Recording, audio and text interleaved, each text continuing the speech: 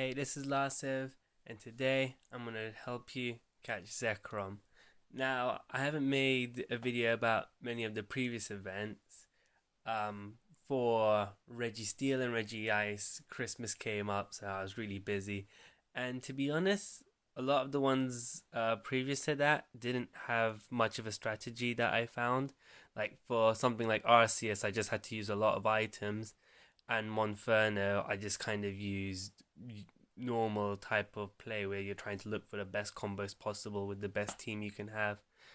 Um, but Zekrom, um, yeah, I found that this T it tells you in the info to use Excadrill and Hippowdon, but I didn't see a point in that. At first, I did use both of them. I mean, Excadrill is good as it is, has good stats, but the other one doesn't. And when I first put it on, it didn't help very much. I was still managed to beat Zekrom, but it just didn't help very much. But I'm probably not too likely you have this exact team, uh, due to the fact that these two are both special stages.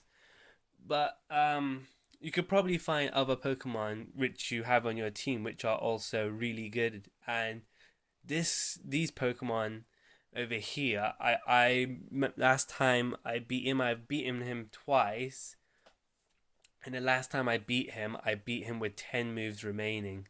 So he basically only has two stages. Yeah, I never used any items.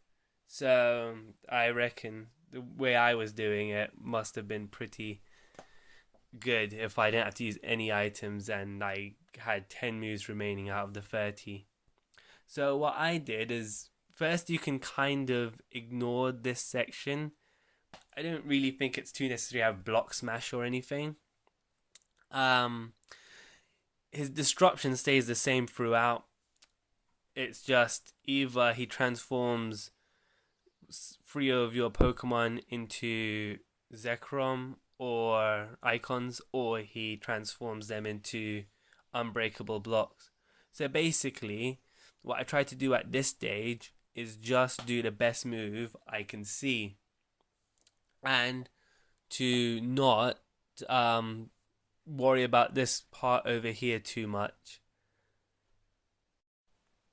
So sorry I stopped recording there to conserve battery because I need my phone for tomorrow. But like at that point, Zekrom just transformed a few of these unbreakable block into Zekroms, causing it to just kind of break apart itself.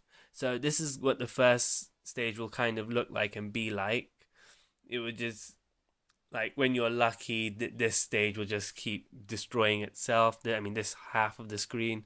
When you're unlucky, it will transform your screen, and possibly in that way you will have really bad moves to do, and that's just bad luck. Then you kind of have to suck it up, and I guess you will probably lose the match. But yeah, the second half of the fight with Zekrom is these kind of clear out. Eventually they'll drop down, and kind of similar to many of these special battles, eventually they'll run out and your Pokemon will start coming down, and then that's when the real combos begin.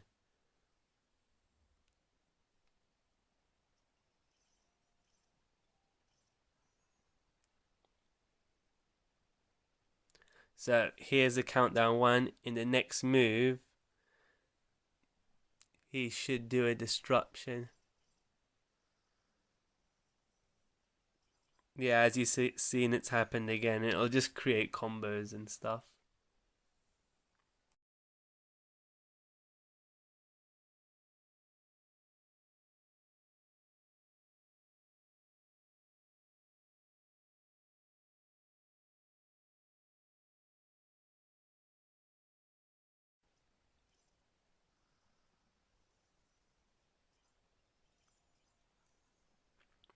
Now, as you can see, the this block is starting to run out, and it's starting to move on to the second part of the fight. And this is what the second phase looks like.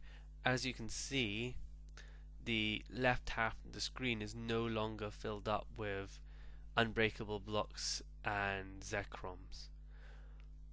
Well, as there are a little bit of Zekroms, but what I mean is now falling down from the top of the screen is my own Pokemon that I set. The third phase doesn't really affect me much when the number of turns go down from 2 to 1 for the disruptions to happen.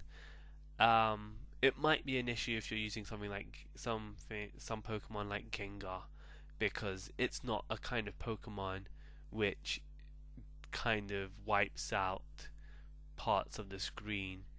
By that I mean, for instance, I'm using Grachomp, and that has diagonal lines which kind of destroys anything on those lines. So if there are any Zekroms or unbreakable blocks on those lines, then they'll just disappear, and then falling down from the sky will be my own Pokemon, and in that case the disruptions aren't too effective by that point.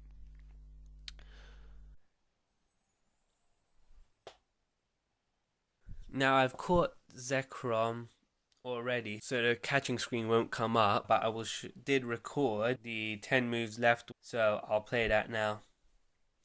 As you can see, you start off with a 1% catch rate, and then for each move remaining you get a bonus 2%.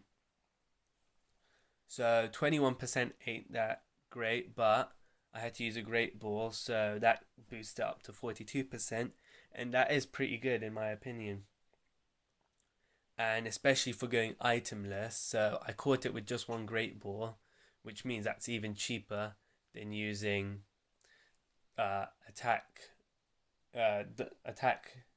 power up. Even if you don't have this team, there's probably other Pokemon which are even better than some of the ones I put on, like Groudon.